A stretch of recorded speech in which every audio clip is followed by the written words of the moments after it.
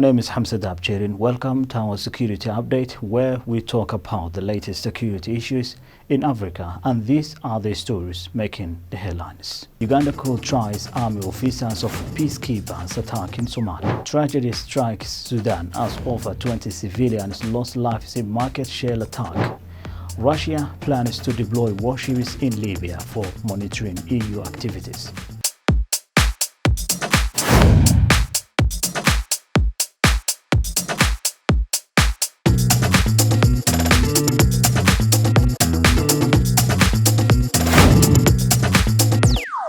Welcome to the program. The Ugandan military has announced the commencement of a trial concerning the attack on peacekeepers by the Al-Shabaab group in Somalia last May. The trial, conducted by the General Court Martial and presided over by Brigadier General Robert, is currently underway in Mogadishu, Somalia, where the incident took place. The Ugandan military has announced the commencement of a trial concerning the attack on peacekeepers by the Al-Shabaab group in Somalia last May. The trial, conducted by the General Court Martial (GCM) and presided over by Brigadier General Robert Mugabe, is currently underway in Mogadishu, Somalia, where the incident took place. The two senior army officers on trial, Major Steve Oluka and Major Zadok Obor, who served as the commanding officer of military bases in southwest Somalia, are facing charges of cowardice in relation to the event. The charges allege that they failed to inspire courage among their subordinates during the encounter with Al-Shabaab, resulting in the tragic loss of 54 peacekeepers. The trial proceedings are in accordance with the Uganda's People Defense Forces Act. This trial involves 4 non-commissioned officers who are being prosecuted for their alleged failure to safeguard war materials as stipulated by the UPDF Act. The trial sessions, which are traditionally held at Makindye in the capital Kampala, have been relocated to Somalia for a period of 2 weeks to facilitate the proceedings. The incident in question occurred when Al-Shabaab overran a military base manned by a Uganda contingent of the African Union Transition Mission in Somalia, ATMIS, at Bulo Mara town, situated approximately 120 kilometers southwest of Mogadishu, the capital of Somalia. The trial marks a crucial step in addressing the events surrounding this attack and holding those responsible accountable for their actions. A devastating incident unfolded in a suburb of the Sudanese capital, Khartoum, after shells struck a local market, resulting in the deaths of more than 20 people. It was the latest bloodshed in the fighting since April between the forces of Army Chief Abdel Fattah al-Burhan and his former deputy Mohammed Hamdan Daglo, who commands the Rapid Support Forces (RSF). A statement from the Committee for Pro-Democracy Lawyers said the shells hit the markets in Omdurman during an intense exchange of fire between the two sides. The committee confirmed that the shells targeted the Omdurman market, leading to substantial loss of lives. On Saturday, a medical source revealed that 15 civilians fell victim to shell strikes on residential buildings in Khartoum. Omdurman has repeatedly been the site of fierce battles between the two sides. While the majority of the conflict had previously been contained within the capital and the western Darfur region, eyewitness accounts now confirm it spread to areas situated south of Khartoum. According to a conservative estimate provided by the Armed Conflict Location and Event Data Project, the Sudan conflict has already claimed the lives of over 10,000 individuals. However, aid groups and medics have repeatedly warned the real toll exceeds recorded figures, with many of those wounded and killed never reaching hospitals or morgues.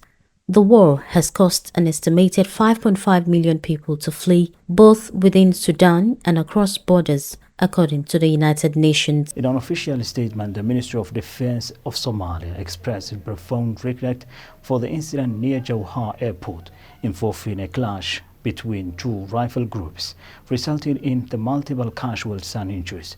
The ministry extends its heartfelt sympathies to the victims and their families. In an official statement, the Ministry of Defense expressed profound regret for the incident near Jowhar Airport involving a clash between two rival groups in Jowhar, resulting in multiple casualties and injuries. The ministry extends its heartfelt sympathies to the victims and their families. The Ministry of Defense has affirmed its commitment to conducting a comprehensive investigation into the matter, utilizing the resources of the Somali National Army and the Armed Forces Court. It reassures the public that any instances of misconduct will be swiftly addressed, emphasizing the unwavering dedication to upholding the integrity of the Army in safeguarding Somalia. Initial reports indicate the loss of a government soldier and a civilian during the clash, which involved two rival groups within the government forces in Jowhar, the interim administrative capital of Hirshabelle State. Eyewitnesses reported that the confrontation ensued between the military and the Danab commando forces due to an unidentified dispute, eventually brought under control by the timely intervention of the police officers, restoring peace to the area. In a joint military effort, the Somali National Army, in collaboration with Southwest State Forces, recently executed an operation against Al-Shabaab fighters in specific locations within the Bokol region. According to the official statements, the mission achieved its objectives. In a joint military effort, the Somalia National Army, in collaboration with Southwest State Forces, recently executed an operation against Al-Shabaab fighters in specific locations within Bokol region. According to official statements, the mission achieved its objectives. Officials from the Somalia National Army have asserted the successful liberation of several territories that had long been held by Al-Shabaab. The areas of Warwin, Wadato, and Elahali are now firmly under the control of the government, as confirmed by the National Army. General Yunus Adan Hassan, the commander of the 9th Battalion, addressed the media, detailing the operation that led to the expulsion of the Al-Shabaab fighters from their hiding places. He expressed gratitude to the public for their unwavering support and condemned terrorism, emphasizing the populace's role in supporting the army. General Yunus emphasized the Defense Forces' steadfast dedication to ongoing operations, indicating plans to reclaim more territories from Al-Shabaab. The second phase of the anti-Al-Shabaab operation is currently underway in multiple regions across Somalia.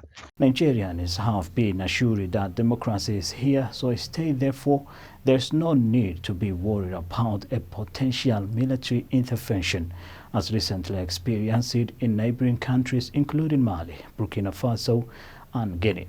But we will be back after the short break. Making documentaries is one of the most creative, craft and challenging endeavors you can be involved in. It is an effective strategy to inform, persuade, educate, defend the perspective and shed light on various issues, policies and activities. At CBA TV, documentary production is our forte. We capture every TikTok detail of events in highest resolution to tell the story you care about, from politics to human angle, research-based content, educative and informative. We also help you project your story in a dynamic perspective that attracts the world views of the target audience, as there is no better or more powerful way to place the organization's values and achievements than to make an excellent documentary film. No doubt, our strength lies in these ventures, and we pride in many award-winning documentaries which have been earning accolades across Africa and beyond. Let's tell your story. Welcome back again. Nigerians have been assured that democracy is here, so stay. Therefore, there's no need to be worried about a potential military intervention, as recently experienced in neighboring countries, including Mali, Burkina Faso, and Guinea. The Nigerian Chief of Defense Staff, General Christopher Musa, said this while on an official visit to the southern part of the country. The Nigerian military has allayed the fears of the citizens concerning a possible coup in the country, while calling on them not to entertain worries. The Chief of Defense Staff, General Christopher Musa, gave the assurance during his first official visit to the 6th Division of the Nigerian Army Headquarters in Port Harcourt, Rivers State, southern Nigeria. Report about a potential military intervention gained attention in the Nigerian media space after the February 25 presidential election. The outcome of the poll produced President Bola Ahmed Tinubu of the All Progressives Congress (APC) as the president of the country. While reacting to the rumored takeover, the army general assured Nigerians that the military was put in place to strengthen the security of the nation, protect democracy, and ensure that democracy thrives. He called on Nigerians to exercise no fear despite a number of coups in countries around Nigeria, including Burkina Faso, Mali, and Niger. The military chief pledged that the armed forces of Nigeria is dedicated and committed to supporting and standing by democracy. Africa has witnessed a series of military takeovers in recent years. The latest coup in Gabon raised the number of countries under military regime to 8 in West and Central Africa since the year 2020.